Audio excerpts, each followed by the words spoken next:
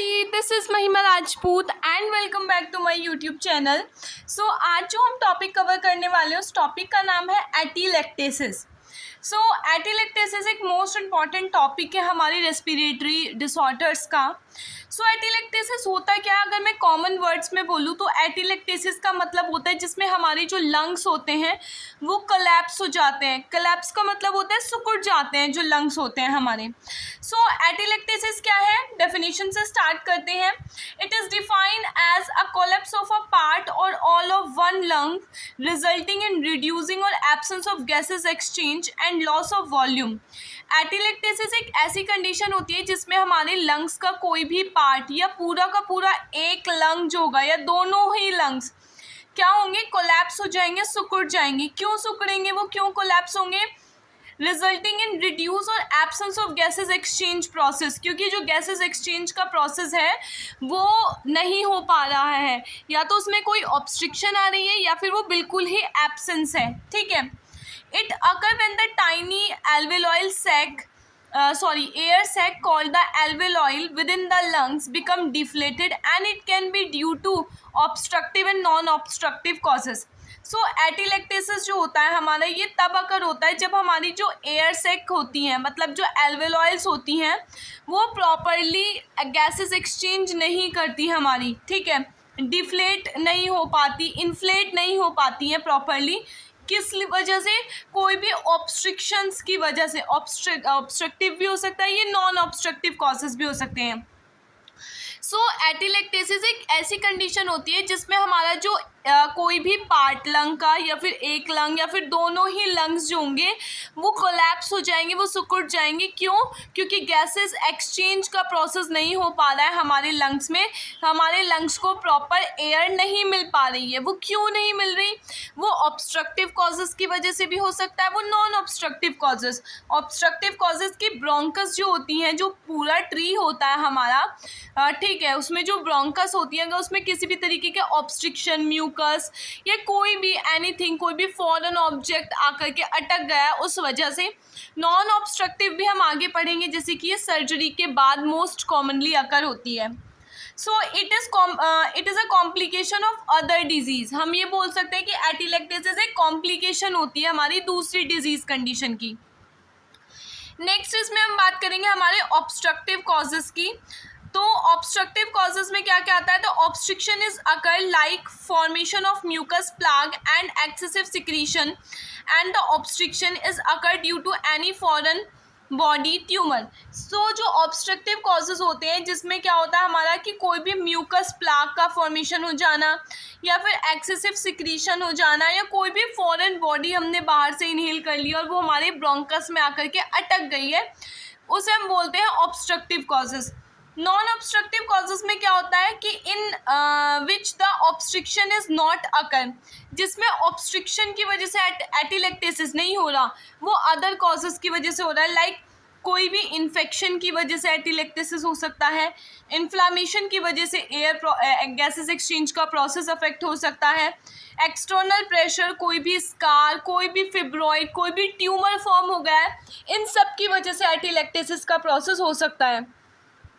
Next हम बात करते हैं types of atelectasis. So types of atelectasis में हमारे एक होता है सबसे पहले acute atelectasis, chronic atelectasis, reabsorption atelectasis, compression atelectasis and contraction atelectasis. So सबसे पहले हम बात करते हैं एक्यूट एटीलेक्टेसिस क्या है.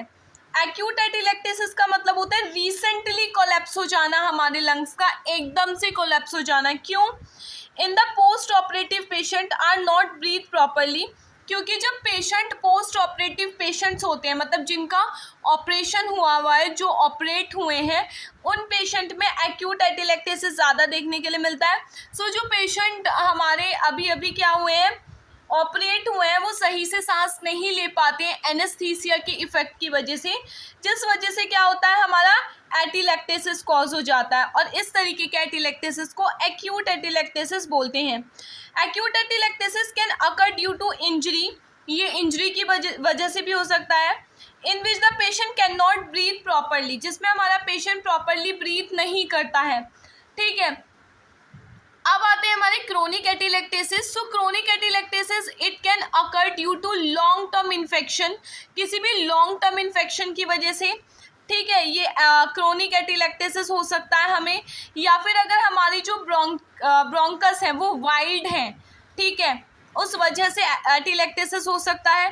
कोई भी डिस्ट्रक्शन है, कोई भी स्कारिंग मतलब खराब हो गए हमारे लंग्स के टिश्यूज, इन सब वजह से एटिलेक्टेसिस हो सकता है। नेक्स्ट आता है रिजॉर्प्शन एटिलेक्टेसिस। रिजॉर्प्शन एटिलेक्टेसिस क्या होता है कि it is the obstruction in this the obstruction is occur in the bronchus due to mucopurulent plug, कि इसमें हमारे ब्रोंकस में ऑब्स्ट्रिक्शन होता है हमारा, किस वजह से, म्यूकोप्लूरेंट प्लाग की वजह से हमारा जो ऑब्स्ट्रिक्शन है वो देखने के लिए मिलता है कि कोई भी म्यूकस फॉर्मेशन हो गया है हमारे ब्रोंकस में, और जिसकी वजह से जो लंग्स है वो प्रॉपरली फंक्शन नहीं कर रहे हैं, उसमें गैसेस एक्सचेंज का प्रोसेस जो है वो प्रॉपरली नहीं हो पा रहा है। नेक्स्ट आता है हमारा कंप्रेशन एटिलेक्टेसिस।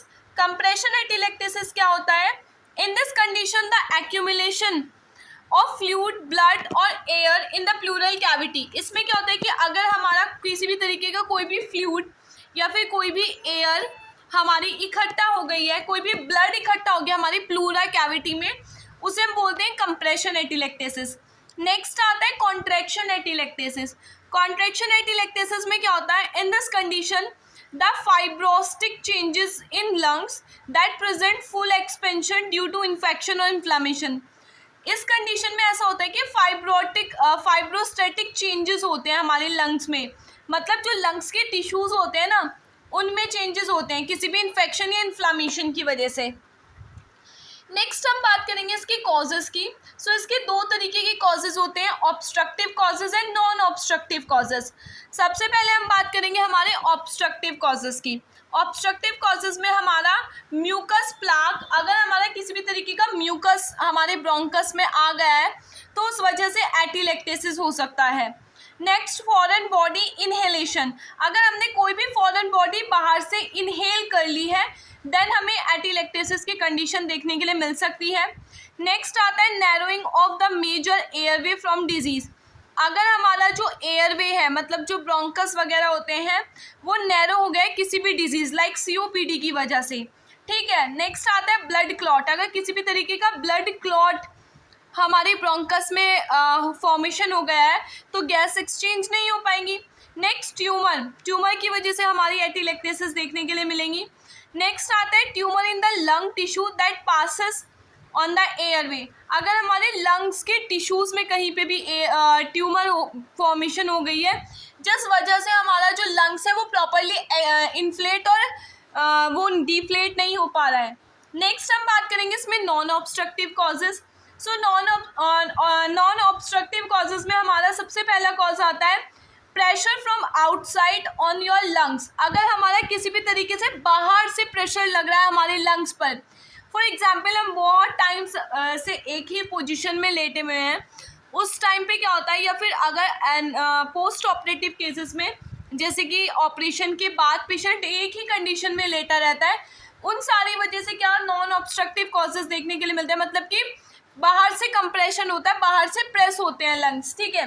नेक्स्ट आता है इंजरी और चेस्ट ट्रॉमा, किसी भी इंजरी या चेस्ट ट्रॉमा की वजह से, लंग स्कारिंग की वजह से, pleural effusion, pneumonia, lung cancer, asthma, pneumothorax, lung tumour, इन सब की वजह से हमारा क्या हो सकता है, इन सारी बीमारियों की वजह से एटिलेक्टेसिस हो सकता है। क्योंकि मैंने आपको स्टार्टिंग में ही बताया था कि एटिलेक्टेसिस क्या होता है, हमारा कॉम्प्लिकेशन होती है बहुत सारी डिजीज़ के लिए, ठीक है। सो ये अब आज की वीडियो में सिर्फ इतना ही, इसका जो नेक्स्ट पार्ट होगा वो हम नेक्स्ट वीडियो में कंटिन्यू करेंगे। तब तक के लिए बाय।